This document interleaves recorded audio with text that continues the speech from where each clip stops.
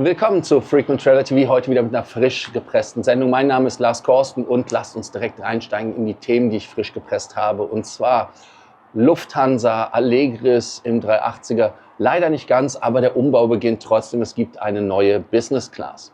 Die Freunde von Emirates haben es anscheinend geschafft, Berlin anfliegen zu dürfen. Auch eine interessante Geschichte. Airbus geht in den Vorverkauf für den A220 500. Gucken wir uns auch nochmal an, 180 Sitze. Und American Express, Centurion Lounge in Amerika, ein Resort der Liebe. Ja, man adaptiert leider Regeln, die man aus Deutschland schon kennt, von anderen Lounges. Also insofern gucken wir uns das auch nochmal an. Wobei, ich weiß jetzt nicht, ob das wirklich so dramatisch ist, als Spoiler. Ihr denkt dran, den Kanal zu abonnieren, die Glocke anzumachen, einen Like dazulassen, aber auch zu kommentieren, auf School zu kommen und kommt zum Stammtisch am 6. in Frankfurt und am 7. in München. Ja, genau. Also, das erste Thema ist natürlich, Emirates wird ab Dezember 2026 wohl täglich Berlin anfliegen mit einer Boeing 777-300ER Dubai-Berlin. Nachdem man jahrzehntelang politisch um diese Strecke gekämpft hat. Bloomberg berichtet über eine Entscheidung auf politischer Ebene, dass Emirates nun BER anfliegen darf. Aktuell sind maximal 4 deutsche Destinationen hier erlaubt: Frankfurt, München, Düsseldorf und Hamburg, die sie gewählt haben. Und damit wird Nummer 5 kommen. Die Vereinigten Arabischen Emirate und die deutsche Airport-Lobby ADV und vor allem auch die Berlin-Flughafenchefin Aletta von Massenbach haben wohl hinter den Kulissen kräftig gerührt, gerudert, gemacht und getan, um Berlin anzuschließen. Und damit ist diese Lockerung erreicht worden. Lufthansa ist natürlich strikt dagegen. Man möchte Marktverzerrung vermeiden und weitere Abwanderung der Asien-Transitströme zu den Golf-Carriern. Bayern und Hessen unterstützen Lufthansa natürlich politisch, ist ja ganz klar. Man will ja dann Frankfurt und München schützen. Auch eine klare Geschichte. Jetzt können wir natürlich sagen, okay, sollte Deutschland sich gegenüber den Golf-Carriern öffnen, ja oder nein? Oder gefährdet das die Lufthansa-Drehkreuze in Frankfurt und in München? Da könnt ihr ja gerne was zu sagen. Ist das denn ein Ausverkauf, auch nach dem Qatar-Abkommen, also CATA?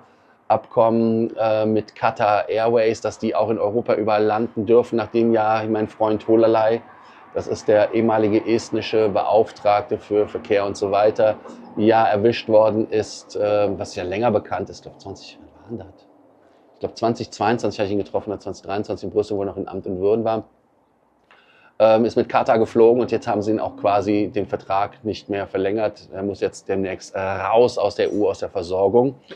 Und ja, ist das ein Problem? Oder sagen wir Hello Tomorrow, wie das bei Emirates immer so schön hieß. Hallo Emirates, und Lufthansa muss halt lernen, muss halt aufpassen, musste halt gucken, wie das geht. Ja, da können wir natürlich mal schauen, was ihr dazu so denkt. Beim zweiten Thema geht es natürlich auch um Lufthansa und da geht es um den Kabinenumbau, der gestartet wird für die 380er. In meinen Augen eine super Geschichte. Und die Sitze sind die neuen Business-Class-Sitze von Thomson. Also was heißt neu? Die neuen Sitze sind von Thomson, sind aber alte Sitze, ehrlicherweise. Es ist eine sichtbare Premium-Verbesserung. Es sind einmal keine Allegris-Sitze. Die Features sind 58 cm breit, Bettlänge mindestens 2 Meter, alle Sitze mit direktem Gangzugang, Bluetooth, flexible Zwischenwände, neue Konfiguration. 68 Business-Class-Sitze, das sind 10 weniger als heute. Keine First, ne Quatsch, Entschuldigung, doch natürlich eine First, 8 Plätze, keine Ahnung, wie ich auf keine kam. Premium Economy 52 und Economy 371 bleiben unverändert und der Umbau erfolgt bei den Flugzeugwerken Dresden. Das erste Flugzeug im Retrofit im Februar soll ab April ab München eingesetzt werden. Und das ist Teil des größten Kabinenprogramms der LH-Geschichte. Das heißt also auch die 380er, sondern auch die 747-8er sollen erneuert werden. Und die 350er logischerweise auch. Wichtig ist, dass die Sitze jetzt auf einem Premium-Niveau sind, also für den einen oder anderen durchaus eine optische Verbesserung, auch ästhetisch. aber vor allem auch funktionell, weil die Sitze von Thomson sind bekannt dafür, dass sie sehr gut sind, also nicht viele Marotten haben. Wie wichtig ist für euch im 380er eine vollwertige Business Class oder entscheidet eher die First? Kann ja sein. In einem Flieger, in dem es wohl keine First Class geben will, ist natürlich der Airbus A220 in der 100er, in der 300er und vielleicht auch in der 500er Variation, die jetzt bald kommen wird. Man geht in den Vorverkauf. Man plant einen einfachen Stretch der 220-300er. Dann möchte man aber die Triebwerke und die Flügel wie die 220er, 100er und 300er haben, weil es günstiger und schneller zertifizierbar ist. Wobei es gab auch einen Hinweis, dass eventuell verbesserte Triebwerke geben wird. Das muss man dann schauen, wie das sich dann zeigt. Weiter geht es dann auch, dass man natürlich eventuell einen A221er hätte machen können, der stärkere Triebwerke hat. Also das sind so die beiden Geschichten, aber das ist wohl angeblich vom Tisch. Warten wir mal ab, was da kommt. Also das heißt, es ist ja alles im Bereich der Pipi-Box-Parolen. Bin ich mal gespannt. Air France gilt als möglicher Launch-Kunde und man möchte natürlich auch die 220er Stückzahlen damit erhöhen, weil das ein Produkt ist, wo man noch erhöhen kann. Beim 220er hat man natürlich ein Problem, denn es soll ja das 320neo-Programm entlasten mit dem Flieger.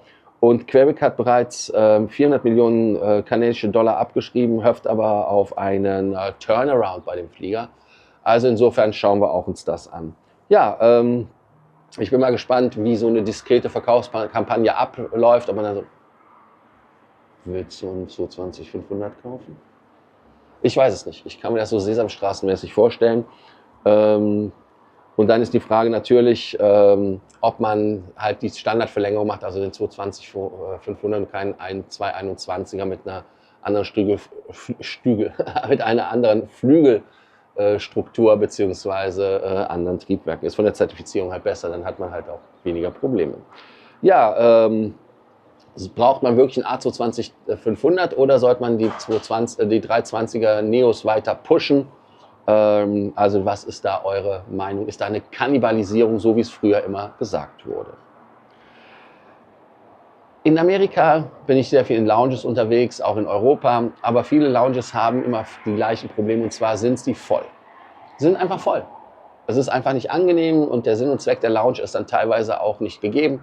Ich bin auch schon oft aus den Lounges wieder rausgetippelt, bin dann lieber in ein Restaurant gegangen und American Express mit ihren Centurion Lounges ist jetzt auch den Weg gegangen, den man in Deutschland mit den Senator Lounges gegangen ist. Wir erinnern uns, war das auch nicht bei der Hon Lounge früher? Doch, bei der Hon Lounge konntest du auch mitnehmen, wen du wolltest. Nämlich genau, Gäste müssen auf dem gleichen Flug sein wie der Karteninhaber. Das heißt also, man kann jetzt nicht wieder Freunde und so weiter zusammensammeln. Ist natürlich ärgerlich, wenn man mit mehreren Leuten reist, aber die dann unterschiedliche Endziele haben und am letzten Flughafen trennt man sich oder sowas. Guckt, dass sie eine eigene Amex kriegen. Ne? So einfach ist das. Und der andere Grund ist natürlich die Layovers, dass man also die Limitierung für den Loungeaufenthalt aufhebt und man maximal 5 Stunden dort sein kann. Und ihr könnt natürlich die Thematik gerne beantworten, aber ich denke mal, es ist relativ evident, was die Phase ist. Crowding bleibt halt das größte Problem der Loungenwelt, die wir haben. Das heißt also, dass sie einfach zu voll sind. Und die Änderungen sind moderat und treffen aber Vielnutzer, wobei die Frage ist, bist du wirklich ein Vielnutzer, aber nur weil du halt einen Layover ausgesucht hast, manchmal kannst du nicht anders, klar. Aber die Verzögerung voraussichtlich weiter kein Problem beim Verbleib in der Lounge. Das heißt also, wenn du, der Abflug ist in 4 Stunden und der Flug wird nochmal für 4 Stunden verlegt, dann bist du halt drin. Also da würde ich kein Problem jetzt ehrlicherweise sehen. Und ich bin mal gespannt, ob diese etwas gegen die Lounge-Überfüllung tun oder machen, ob das ein wirklicher Grund ist.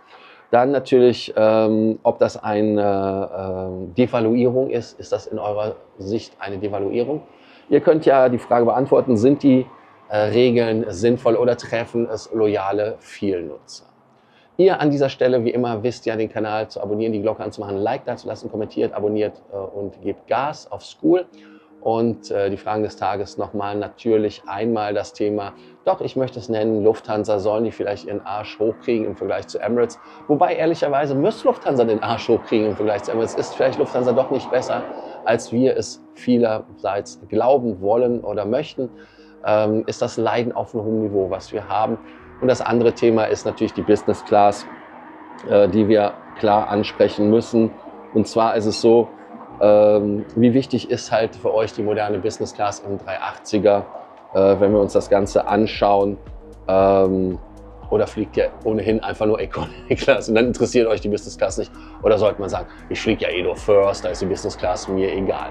Also an der Stelle danke, dass ihr heute dabei wart und viel Spaß mit dem Abstand. Wir sehen uns zur nächsten Sendung.